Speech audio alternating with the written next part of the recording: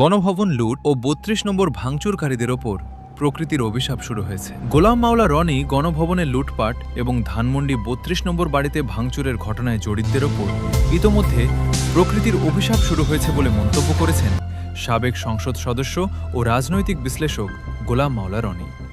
শনিবার ১৬ মে সামাজিক যোগাযোগ মাধ্যম ফেসবুকে দেওয়া এক পোস্টে তিনি এই মন্তব্য করেন।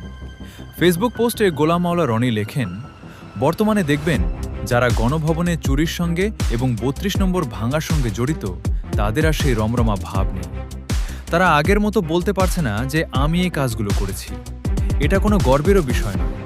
এছাড়া যারা চিহ্নিত হয়ে গেছে তাদের অনেকেই এখন গা ঢাকা দিয়েছে। কেউ নিজেদের দায় অন্যের ওপর চাপাচ্ছে। এর বাইরে তাদের ওপর প্রকৃতির অভিশাপ শুরু হয়ে গেছে। জড়িতদের বর্তমান অবস্থার কথা উল্লেখ করে তিনি আরও বলেন, অনেকের ব্যক্তিগত জীবন, শারীরিক ও মানসিক ভারসাম্য এবং অর্থনৈতিক জীবন তছনছ হয়ে গেছে। অনেকে জীবন মৃত্যুর সন্ধিক্ষণে রয়েছেন। অনেকের জীবন নিয়ে টানাটানি শুরু হয়ে গেছে।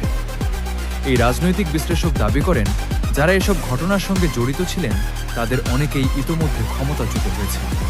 আবার অনেকে ক্ষমতায় থাকার পরও সারাক্ষণ মৃত্যু ভয়ে থরথর করে কাঁপছেন।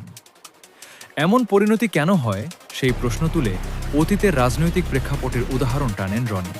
তিনি বলেন, জিয়াউর রহমানের খুনের সঙ্গে যারা জড়িত ছিলেন তাদের তার চেয়েও ভয়াবহ অপমৃত্যু তারা করেছে। একই অবস্থা বঙ্গবন্ধুর ক্ষেত্রেও। তাকে হত্যার সঙ্গে যারা জড়িত এমন একটি সিঙ্গেল লোকও সুস্থভাবে বাঁচতে পারেনি এবং স্বাভাবিকভাবে মরতেও পারেনি।